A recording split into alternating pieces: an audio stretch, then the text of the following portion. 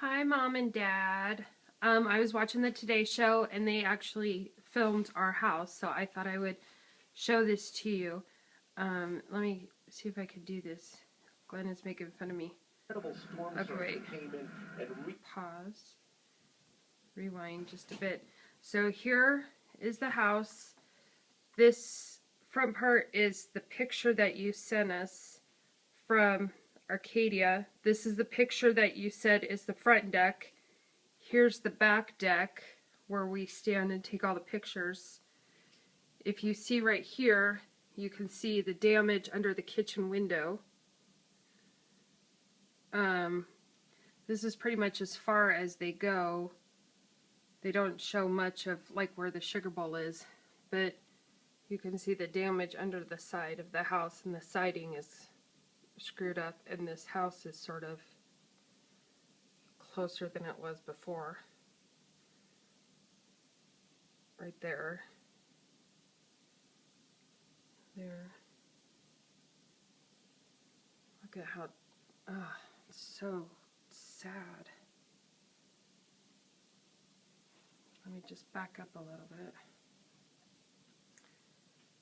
And then we'll be able to see how close the fire is. Breezy Point, Queens, which is one of the hardest hit areas. Hey, Carrie.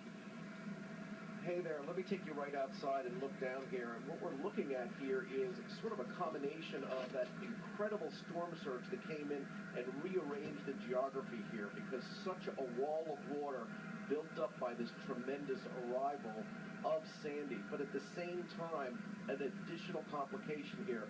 Some of the communities that were preparing for the storm along the coast actually cut electricity off. But here they left the electricity on, and it's still... Now here, actually, you can see where the fire is. So you can see it wasn't that far. I mean, it seems far, but it really wasn't. There's all the fire. I can't really tell if those are the stores or what. I can't tell. Okay, now I'll shut up. And I'll rewind it, and then I'll shut up. And this incredible storm surge right outside. Sanders, he's actually above Breezy Point, Queens, which is one of the hardest hit areas. Hey, Carrie. Hey there, let me take you right outside and look down here. And what we're looking at here is sort of a combination of that incredible storm surge that came in and rearranged the geography here, because such a wall of water built up by this tremendous arrival of Sandy. But at the same time, an additional complication here. Some of the communities that were preparing for the storm along the coast actually cut electricity off.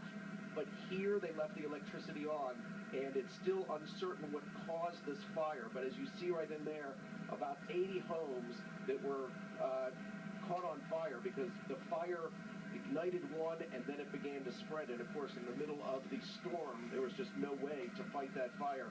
Some people decided to ride this storm out in their homes and then had to deal with the fire and were able to evacuate. One of the things that's interesting today versus yesterday is that we see some more standing water that has made its way into this community. So while the waters are receding, we still have these high tides, unusually high tides, and you can see some of that water there that has arrived and is now a little deeper today than it was yesterday, guys. And just to give people perspective, Breezy Point is on a peninsula. It's at the southern end of a peninsula that's across a bay from Kennedy Airport. Yes. And you look across the same section of that bay, and you have the Manhattan skyline. Yep. In the distance, lower Manhattan. So it's a long way to get to by car. It's, as the crow flies, not that far from where we are right now. Exactly. Well, we're going to have a lot more on the travel delays caused by the storm, but first, to check out your local news and weather.